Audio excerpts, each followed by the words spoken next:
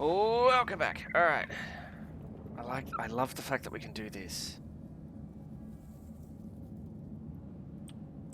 Okay, let's explore. Law? Impossible.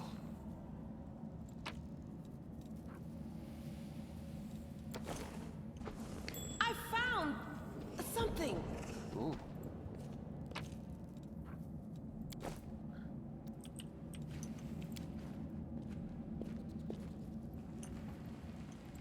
Something here.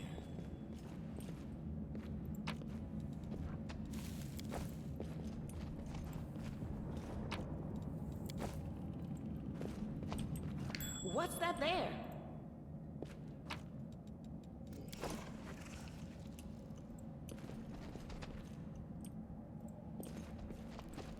I found something. Oh.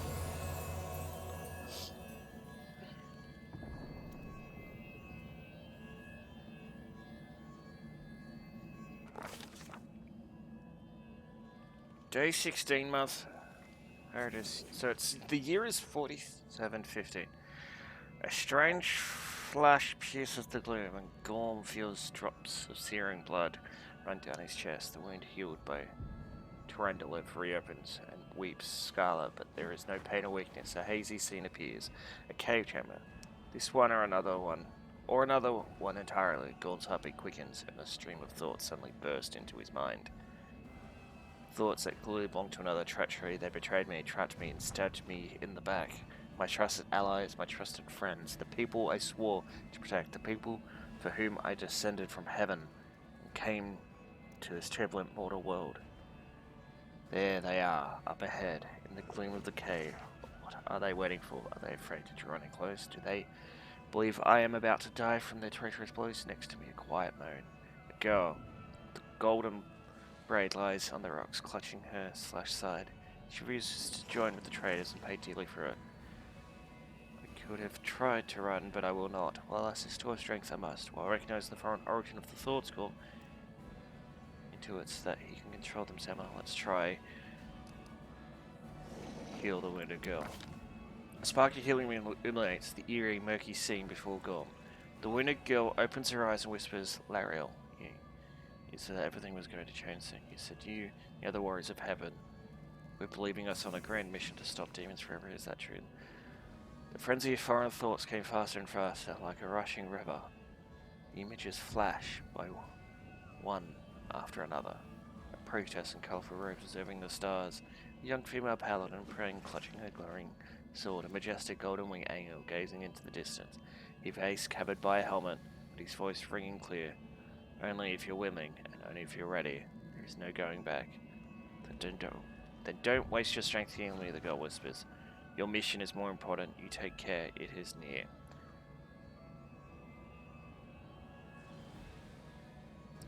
There, in the vision, the darkness in the cave stirs into motion.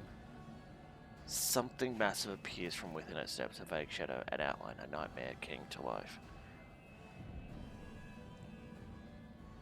A wave of odious chirping and rustling emanates from the shadow, the sound piercing like hot irons, lancing through flesh and bone. The trader fall to their knees before the shadow and river.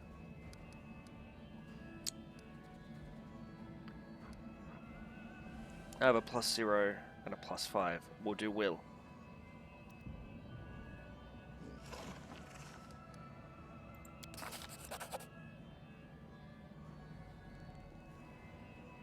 The force of the attack, originating in a vision, is terrifying, but Gorm is stronger. He shakes off the pain and Topa, but alas, the one who sent the vision cannot claim the same. He is broken and exhausted. A monstrous shadow emerges from the murk of the cave. It is not real. It exists. Only a strange vision or memory. The thrill of fear it provokes is more than real. The shadowy features starkly resemble those of Deskari, their terrifying demon lord. In a movement as swift as thought itself, the monstrous land is wrapped around the throat of the one that they called Lariel. The foolish angel struggling on the rocks like a fly with its rings torn off. Intones the shadow. Its voice changes as it moves, shifting from a quiet whispering to a sonorous shout. Becoming young, then old, and quivering Where is your goddess, angel? Where is your self-assured herald? How is it that you are dying here alone, so far from the light of heaven, of your heaven? A strange calm envelops the thoughts of the one called Lariel. He recognizes who stands before him, and he knows he will never bow down before his enemy. The flaming sword flares to life in his hand. Bright, pure, flickering, with multicolored sparks like a sunbeam through stained glass. Slash. The blade slices through the demonic creature's flesh, and the monster recoils with a howl, releasing his grip on Lariel's throat.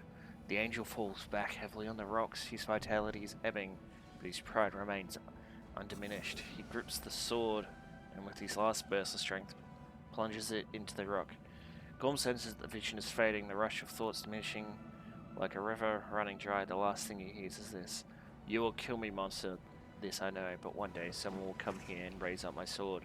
I raise up and... Ooh, save and protect the innocent or punish evildoers and traitors. Yeah, save. With lawful good. Always save before punishment. The vision disappears, vanishing in a burst of colours. Gorm, I think these choices have an effect, so... The vision disappears, vanishing in a burst of colours. Gorm does not hear the final words, but he seems to complete the thought, taking it to heart. The words fly from his lips, and with them something else. The heat blazing in Gorm's chest fades away. The edges of the scarlet wound close, leaving not even a scar behind. Looking down, Gorm sees the flaming sword in his hand, or rather, its outline, the memory of what the sword looked like. With a final surge of warmth and soothing light, the sword vanishes, and the light is drawn into his hand. Gorm senses that it will return. All they need is call it.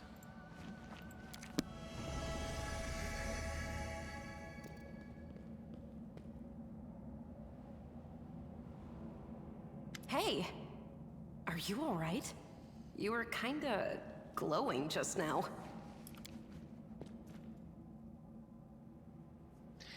Imode, it's the goddess. Also known as the inheritor, light of the sword, and lady of valors, light of the sword. That was it. The light of heaven. But how? What did you do with it? Where did it go?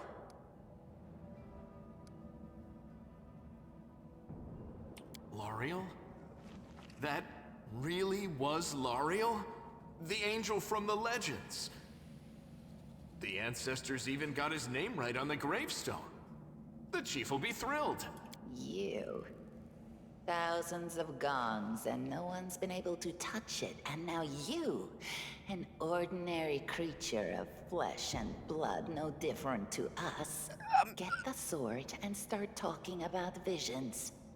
Now, Wentawag, don't be a sore loser. He is clearly different from us. The sword appeared before him, along with the angel's name and all that other stuff, because he doesn't carry our mongrel taint. Heaven doesn't give a damn how special we are. We're born with evil inside us. Heaven doesn't need to know any more than that. I know you're willing to tear anyone apart to uphold our people's honor, but you and Sol, you just refuse to face the truth. We are the way we are because our ancestors' bodies were corrupted by the Abyss. It does the same thing to plants and animals. There's nothing heroic or special about it. It doesn't make us better, and it doesn't make us worthier. It's only us here, your group, you, me, Wendu, and the light of heaven that sort of got, sucked into you? Any chance you can whip it out again? We do kinda need it. Sorry, I crack jokes when I get nervous, and when I'm upset, and when I'm happy. Anyway, what I said, it came out wrong. We need to bring you to Chief Sol. You can show everyone the light of heaven, we'll rally the tribe and go into the maze, and we'll get back our kin. And what if he can't make it happen a second time? What then? The tribe will just say we're crazy and turn its back on us.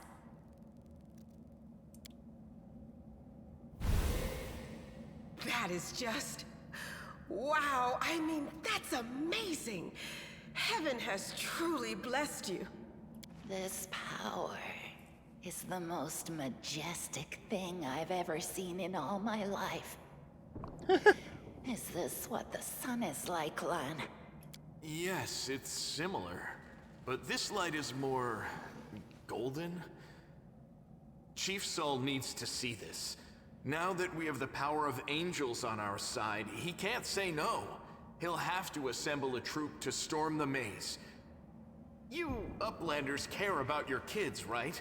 Help us save ours. Without them, we won't survive. And then, the perils of the maze won't be so bad if we go together. We'll make our way through it and find the way to Canabras. Let's go. We'll take the short route. Well, the only route, really. Okay. Now, what is that? Skill checks. Gotta loot everything.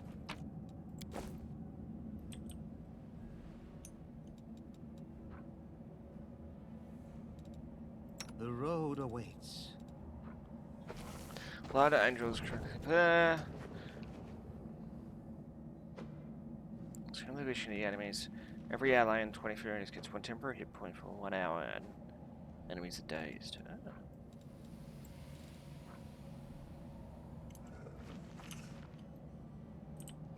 Okay, so realistically, we should backtrack to go back down here.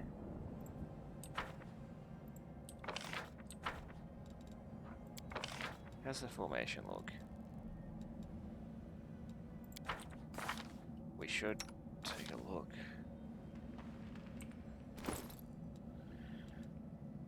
You're a Zen archer and a fighter, so we should switch them out.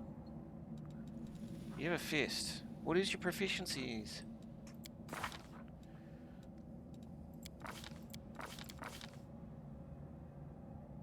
In short bow, longbow, they're all used as bows. Why does everyone have bows?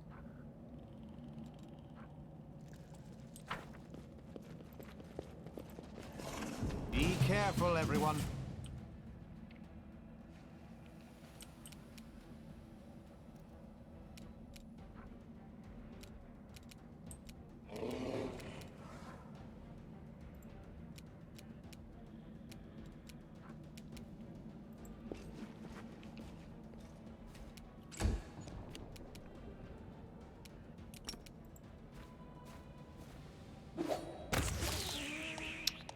Most of the game's mechanics are based on the rules of the tabletop RPG. Yeah, I know. The common thing is D20.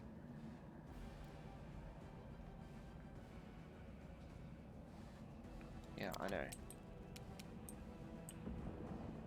They'll beg me to stop.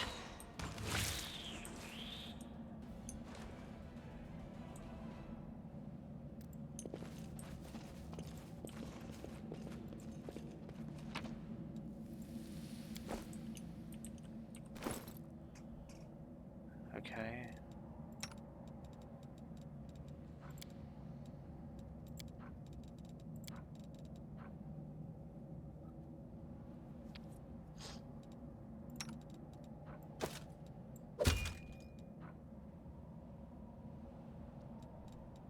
Oh. Why is there a conflict?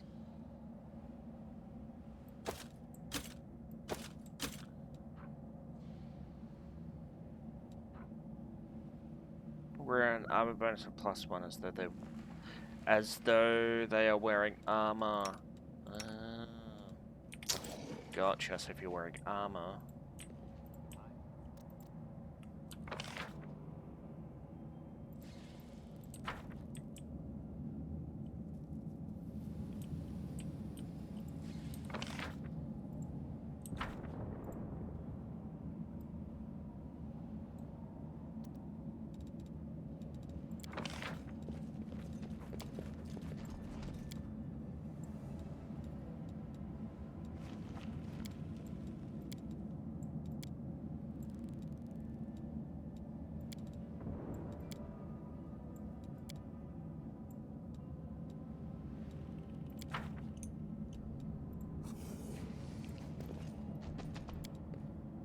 Thanks, Lan. You're so awesome, Lan.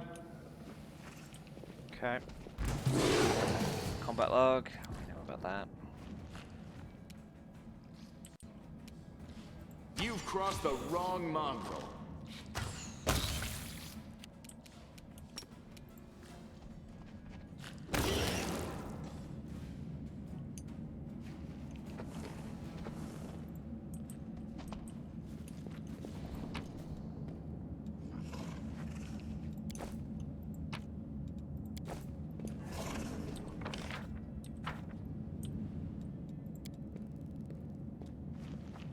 The mongrel did it. I'll bathe in your blood. Ooh.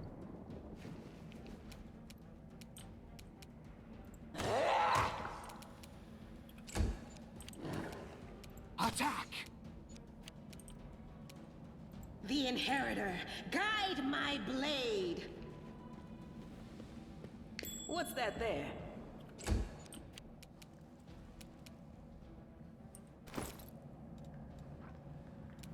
What's her weapon? So she should also be at the front, kinda. She's a spirit hunter, but I don't know what that means.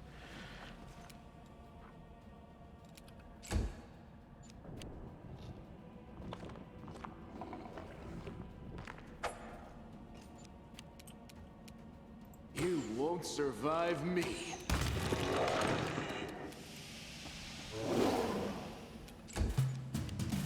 I'll rip you apart! Aim carefully. Into the fray! Okay.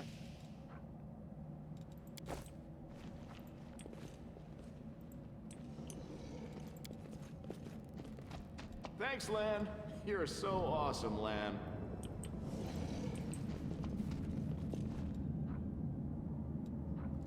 Is there a way?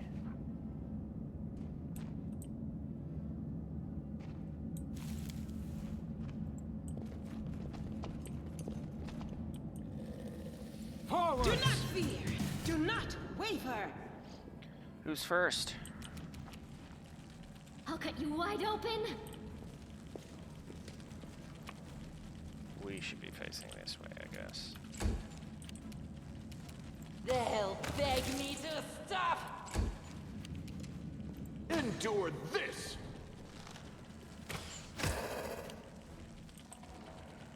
Okay. A solid plan.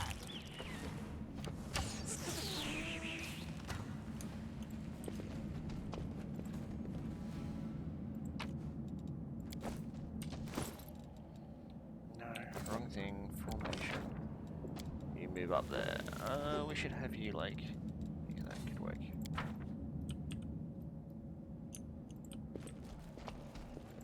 Still getting used to the perspective. Let's head out. I'll tear your throat out! The spirits demand your blood.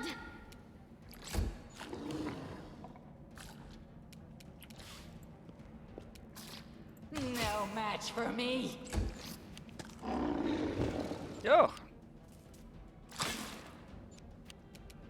Attack! Make every strike count.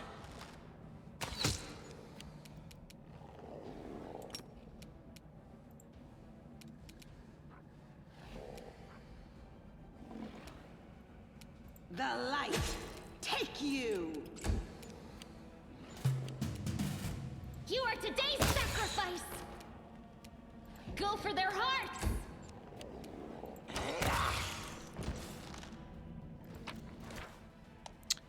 Every attack during combat entails the following calculations. Yeah.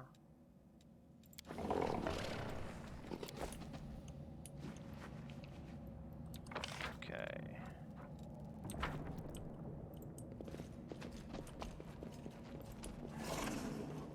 Oh.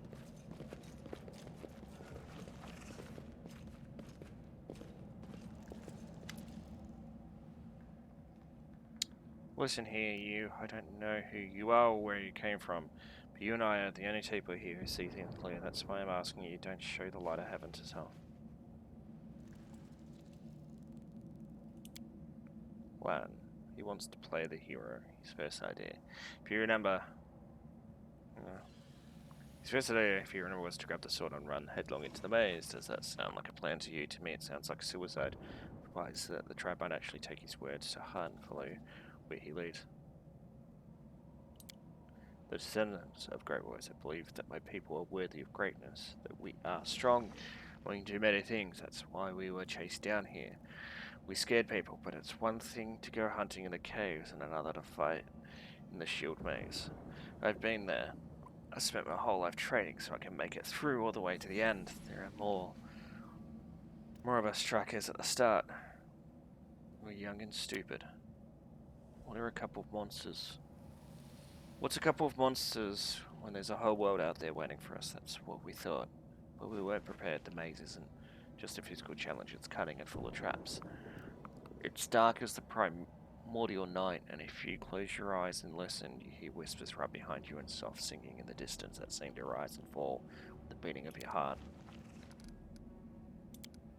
I do want to, but I'm not going to risk the future of the tribe for it.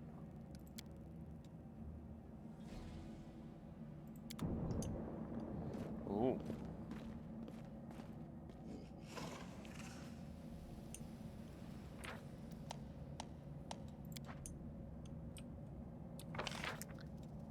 Okay, so I think this is a good point to end the episode, so I hope you guys enjoyed. If you did, let me know in the comments below. Otherwise, hit the subscribe and small notification bell to keep up to date.